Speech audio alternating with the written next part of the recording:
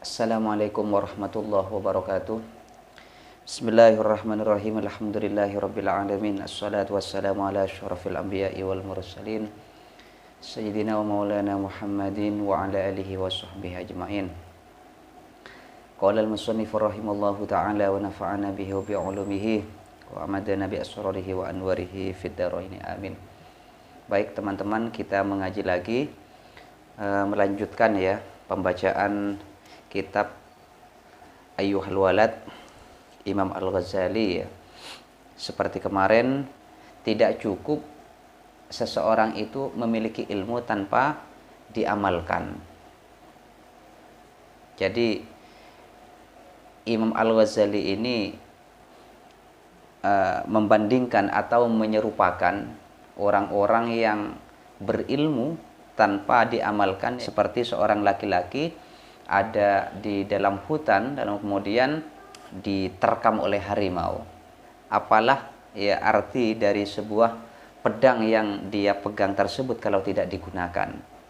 Begitu juga ilmu ini kalau tidak diamalkan maka tidak berarti apa-apa. Walau qila aidan yablughu bi mujarradil imani qulna na'am. Lakin mata yablughu wa kam min aqabatin ka'udin yaqta'uha illa yasila fa awwalu tilkal aqabati aqabatul iman. Walau qila, jika ditanyakan, kata Imam Ghazali, aidan juga ya belum sampai abd atau seseorang itu bimujarradil imani, dengan hanya beriman. Jadi kalau misalkan ada orang yang bertanya, orang itu tidak butuh amal asalkan dia sudah beriman, itu juga bisa mengantarkan seseorang masuk kepada surga. Kalau ditanyakan seperti itu bagaimana, kata Imam Ghazali? Kulna, kami mengatakan, kami menjawab, kata Imam Ghazali, na'am, ya betul, memang seperti itu. Lakin tetapi mata ya belum. Kapan ya belum? Ya bisa sampai orang tersebut. Kalau hanya mengandalkan imannya, terus bagaimana dia bisa sampai? Dan kapan? Wa kam min aqabatin, lah ini. Wa kam min aqabatin, berapa banyak dari rintangan, kaudin yang susah, ia qata'uha, yang menempuh seseorang terhadap aqabah, ila ayasila, sehingga sampai orang tersebut. Jadi kata Imam Ghazali, kalau memang iman, kalau seseorang tidak butuh amal, hanya iman yang mengantarkan seseorang ini, wa kam min aqabatin, berapa banyak rintangan yang harus dilalui oleh orang tersebut, ya qata'uha ila ayasila, sehingga menempuh dari rintangan-rintangan pada akhirnya sampai. Jadi masih panjang sekali. Fa awwalu tilkatil aqabah, fa awwalu tilkal aqabati, maka pertama kali rintangan, halangan ya, yaitu aqabatul iman, rintangannya iman. Pertama kali dari sekian banyak rintangan yang harus dilalui oleh orang tersebut adalah aqabatul iman, rintangan iman pertama kali. Kalau iman ini dijadikan alasan oleh seseorang, dengan iman ini orang bisa selamat. Jadi pertama kali aqabah atau rintangan ya, atau halangan, yaitu iman itu sendiri, kata Imam Ghazali. Wa innahu, sesungguhnya abd atau orang yang menempuh tadi itu, hal yaslamu, apakah selamat abd itu, min salbil iman, dari lepasnya iman, amla atau tidak. Kalau iman ini dijadikan oleh seseorang yang menjadikan dengan orang itu hanya beriman bisa selamat, maka apakah bisa dipastikan orang tersebut ini selamat keimanannya atau tidak? Ini baru pertama kali, belum melangkah kepada rintangan ataupun halangan yang kedua, aqabah, jalan yang terjal ataupun tahapan-tahapan yang harus dilalui oleh orang tersebut. Wa idza wasolah, dan tatkala sampai abd, hal yakunu, apakah ada abd itu khaiban, yaitu orang yang merugi, muflisan, dan orang yang bangkrut. Dan walaupun toh itu misalkan orang ini sampai dengan terhadap tujuan yang diinginkan ya, Wa idza wasala hal yakunu khaiban muflisan. Dan walaupun orang tersebut sampai, apakah dia itu tidak termasuk dari orang yang merugi dan muflis? Yang pertama, orang tersebut kalau mengatakan bahwa iman ini menjadikan orang tersebut selamat dengan beriman saja tanpa amal, maka apakah dipastikan imannya itu bisa tetap atau tidak? Kata Imam Ghazali, apakah bisa dipastikan bahwa iman ini tidak terlepas dalam diri seseorang? Dan walaupun untuk itu, misalkan imannya seseorang ini sampai, apakah tidak termasuk orang tersebut orang yang merugi dan muflis, orang yang bangkrut? Jadi ya intinya adalah orang itu tidak bisa meraih ataupun orang itu tidak selamat hanya mengandalkan karena faktor keimanannya tanpa adanya fadl dari Allah, keutamaan dari Allah. Wa qala al-Hasan wa al-Basri, dan berkata al-Imam Hasan Basri, yaqulullahu berfirman ya Allah Ta'ala li ibadihi, kepada hambanya Allah yaumal qiyamati, di hari kiamat, adhulu, masuklah engkau semua ya ibadil, wahai hambaku, al jannata, ke surga, birahmati, dengan rahmatku, wa kantasimu, dan bagilah rahmatku itu di surga, bi'amalikum, dengan amal-amal kalian. Kata Allah itu, masuklah engkau itu kepada surgaku karena rahmatku, bukan karena amalmu, bukan karena imanmu. Jadi kalau tidak ada rahmat, tidak ada kasih sayang Allah, tidak ada belas kasihan Allah kepada manusia atau seseorang itu, sangat mustahil sekali, atau tidak bisa seorang tersebut hanya mengandalkan amalnya, hanya mengandalkan imannya untuk meraih sebuah keselamatan. Walaupun banyak amalnya, walaupun banyak pahalanya, lalu kemudian pede masuk surga, nggak bisa. Kalau bukan karena rahmat Allah, orang tersebut bisa selamat. Karena nikmat yang telah diberikan oleh Allah kepada manusia itu tak terhitung, tidak bisa diimbangi dengan hanya amal yang telah dilakukan oleh seseorang itu. Kalau maksa dia misalkan ingin dihitung amalnya dengan satu nikmat Allah yang diberikan kepada orang tersebut, tidak imbang. Dengan satu nikmat saja Allah memberikan nikmat kepada orang itu, seluruh amal-amalnya dibandingkan tidak imbang dengan nikmat Allah itu. Ayyuhal waladu, wahai anakku, kata Imam Ghazali, malam ta'mal, selagi tidak mengamalkan engkau, lam tajid, maka tidak menemukan engkau al-ajrah, pahala. Kalau kamu tidak beramal, ya tidak bisa mendapatkan pahala karena tidak bekerja. Bagaimana mungkin orang itu menginginkan pahala sementara orang itu tidak beramal? Hukiyah diceritakan anna rajulan, sesungguhnya laki-laki min Bani Israil, dari Bani Israil, abadah, beribadah, rajulan Allah terhadap Allah Ta'ala, sab'ina sanatan, 70 tahun. Fa'arada, lalu menginginkan, menghendaki ya, atau fa'aradallahu Ta'ala, maka menginginkan Allah Ta'ala, ayyajluwahu, menampakkan Allah terhadap rajulan tadi, alal malaikat, kepada malaikat.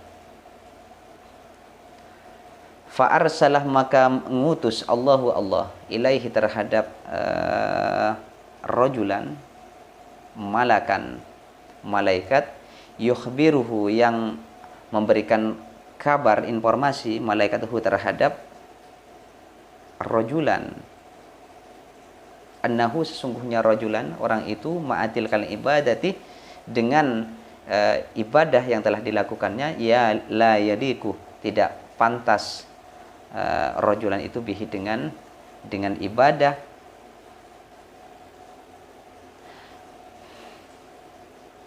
la yaliku, tidak pantas bihi, dengan ibadah, apa, duhulul jannati, masuk surga. Jadi ini diceritakan bahwasanya ada seorang laki-laki dari Bani Israil yang beribadah kepada Allah 70 tahun.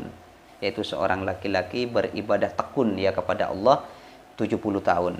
Maka Allah menampakkan atau memberikan informasi melalui malaikatnya, mengutus malaikat untuk memberikan informasi kepada orang tersebut bahwa ibadahnya itu tidak bisa mengantarkannya orang itu masuk surga walaupun 70 tahun ibadahnya ini tekun kepada Allah. Falamma balaghahu, maka tatkala menyampaikan ya malakan itu terhadap rojulan, tatkala malaikat itu menyampaikan ya dari Allah bahwa ibadahmu, kata malaikat itu, tidak berarti tidak menjadikanmu masuk surga walaupun 70 tahun kamu beribadah kepada Allah, kata malaikat.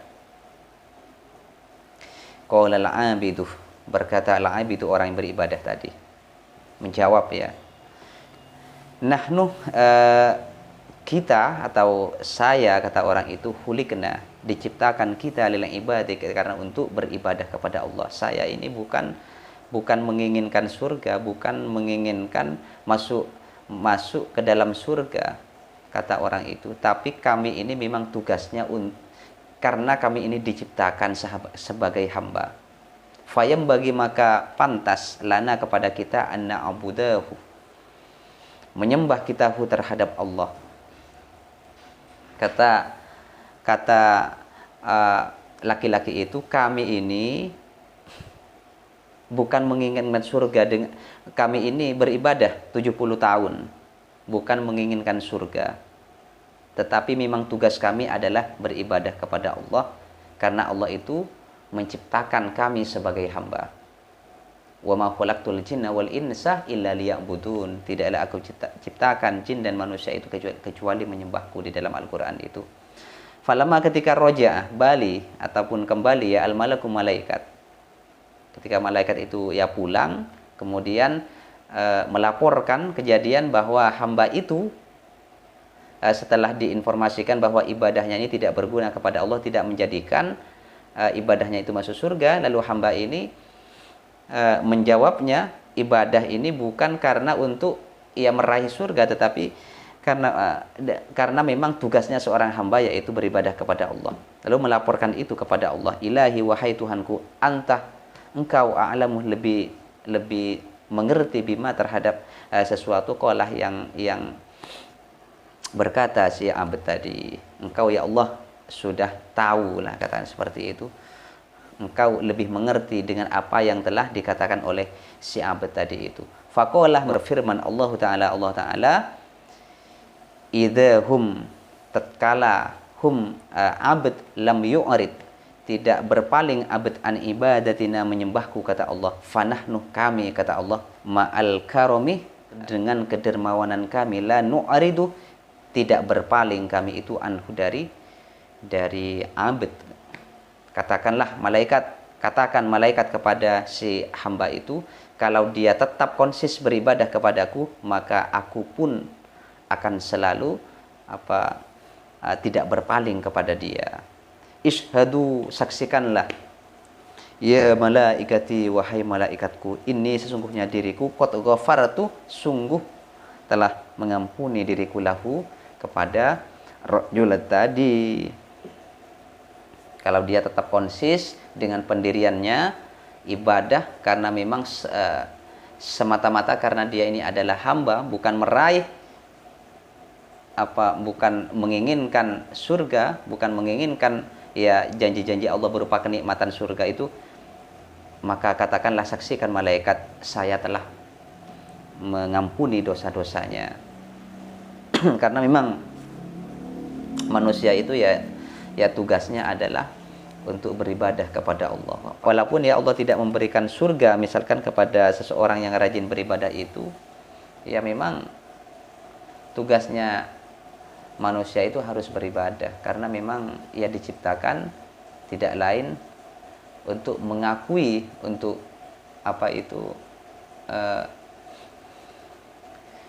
ia mengakui tentang kehambaannya. Wa ma khalaqtul jinna wal insa illa liya'budun, itu memang manusia ini diciptakan hanya untuk beribadah kepada Allah. Wa qala Rasulullah sallallahu alaihi wasallam, dan bersabda Rasulullah Muhammad sallallahu alaihi wasallam, hasibu, hitunglah kalian tersebut,